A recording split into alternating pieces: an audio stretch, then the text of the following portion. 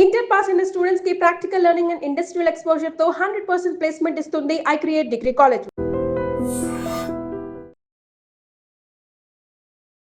నమస్కారం, మీరు చూస్తుంది ఐ డ్రీమ్. నేను మీ కీర్తి. ఇవాళ నాతో పాటు ఉన్నారు జ్యోతిష రత్న, జ్యోతిష చక్రవైభవ డాక్టర్ రాళ్ళపల్లి రవికుమార్ గారు. నమస్తే గురుగారు. నమస్కారం. గురుగారు, గురు మారుతుంది అన్నది మార్కెట్లో ఒక పెద్ద బజ్ నడుస్తూ ఉంది. సో కొంతమంది రాశులకి కలిసి వస్తుందని, కొంతమంది రాశులకి కలిసి రావట్లేదని.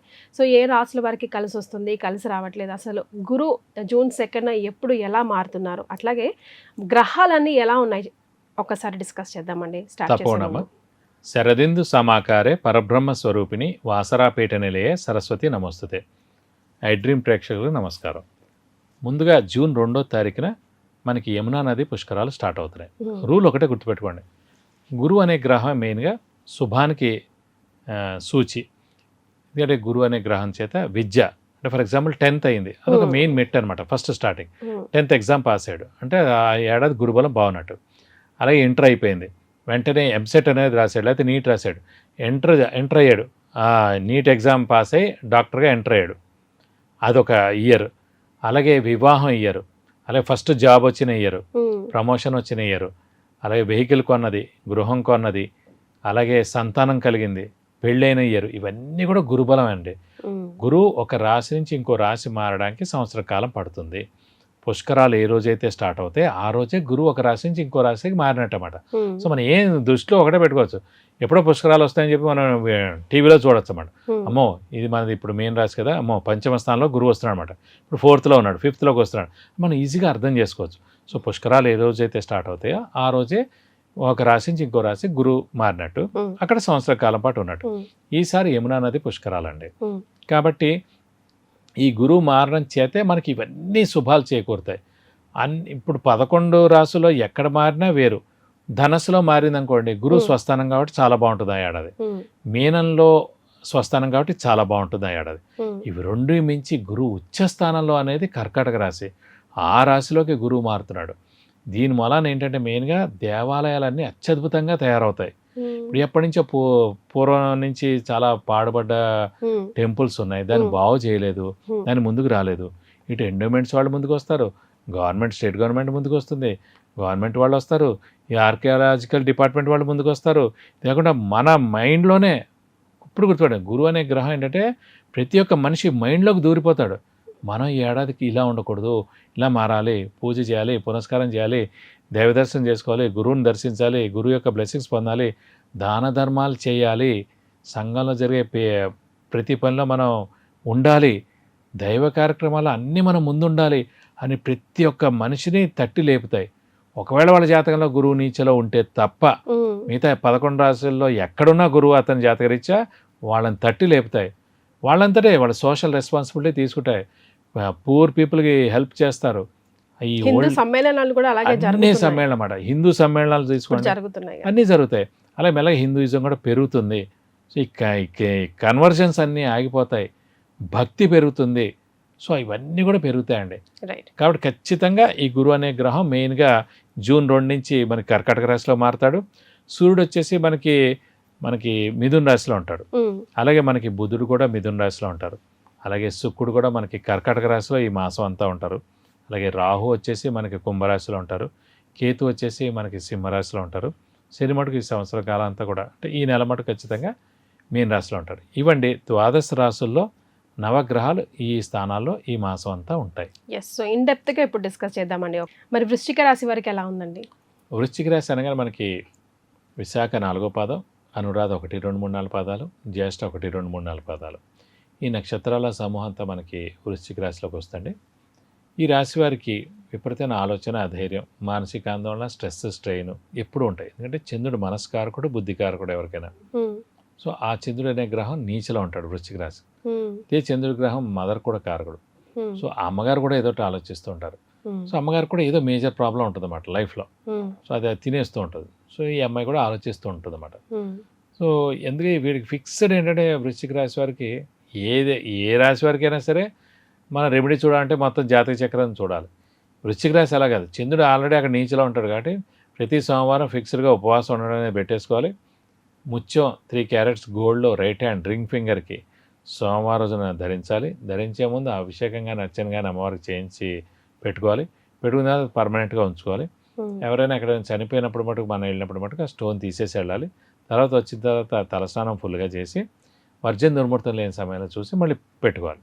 సో వీళ్ళకి ఫిక్స్డ్గా ఇవి రెండు. ఇది కాకుండా ప్రతి 3 ఏళ్ళకి ఒకసారి చంద్రుడికి 10,000 సార్లు జపం చేయించి కేజీంపో బియ్యం, ఒక 1000 రూపాయల వర్త్ వెండేయటం, ఒక వైట్ లుంగి దానం ఇవ్వాలి. సో ఈ 3 పరిహారాలు ప్రతి వృశ్చిక రాశి వారు చేస్తే ఇంక మిగతా ఏం చేయక్కర్లేదు. ఈ 3 కంపల్సరీ చేయించాలి. మీరు మెయిన్గా మీరు ధైర్యంగా ఉంటేనే, మనసు స్ట్రాంగ్గా ఉంటేనే, మైండ్ స్ట్రాంగ్గా ఉంటేనే ఏ పనైనా చేయగలరు. లేకపోతే ఎప్పుడు ఆలోచనలోనే మన పనులన్నీ ఇదైపోదాం.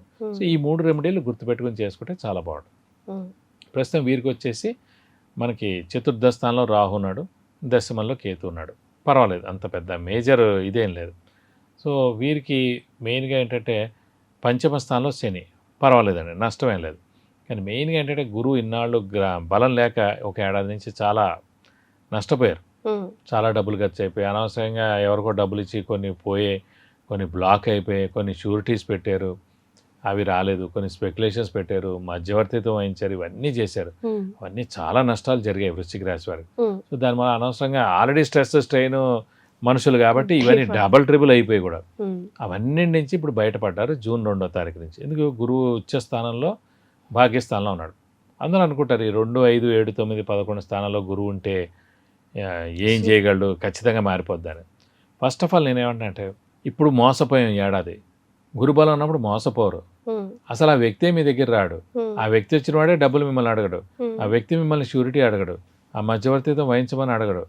సో మీరు వహిస్తారా, ఇవన్నీ అనేది జరిగిపోతాయి మీ గురుబలం ఉన్నప్పుడు అన్నమాట. సో ఈ గురుబలం లేనప్పుడు ఏలినాటి శని, అష్టమ శని, అర్ధాష్టమ శని వచ్చినప్పుడే వీళ్ళందరూ అట్రాక్ట్ అవుతారు, జలగల్లా వచ్చేస్తారు అన్నమాట. సో మనకు నష్టపోయే సమయం అనమాట అది.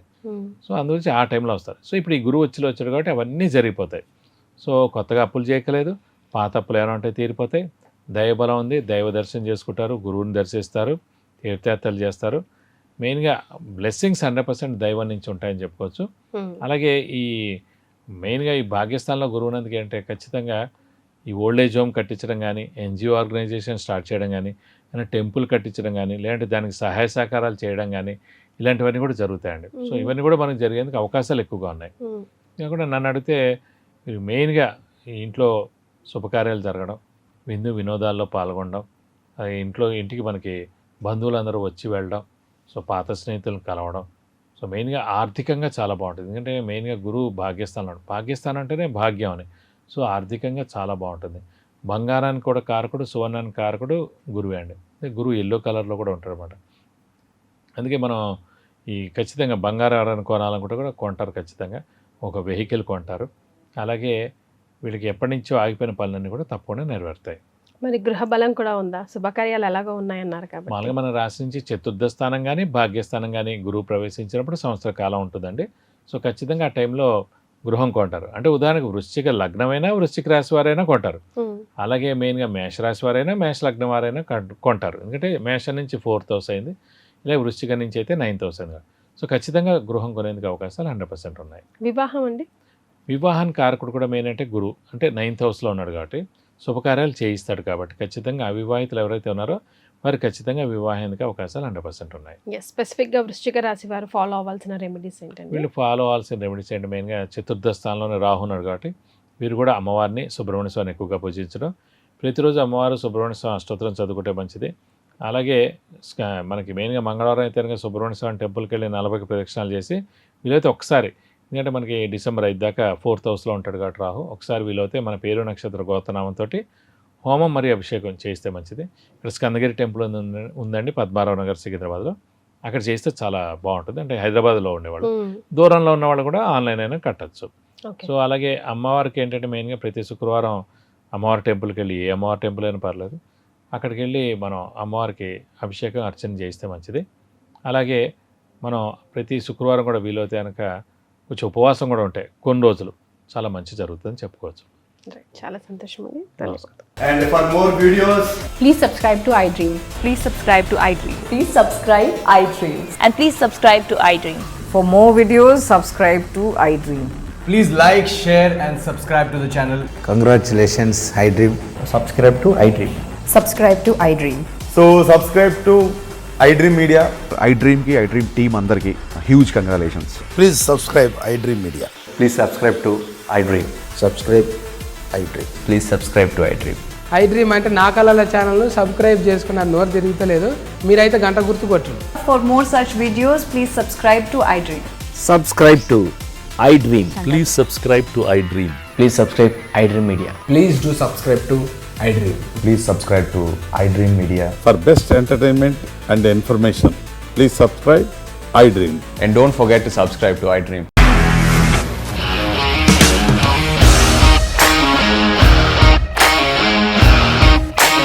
ఇండస్ట్రీలో కమిట్మెంట్ ఇష్యూస్ వస్తే నీకు కూడా వచ్చినట్టు. మార్నింగ్ తీసుకెళ్ళారంటే కొట్టి పడేస్తారు.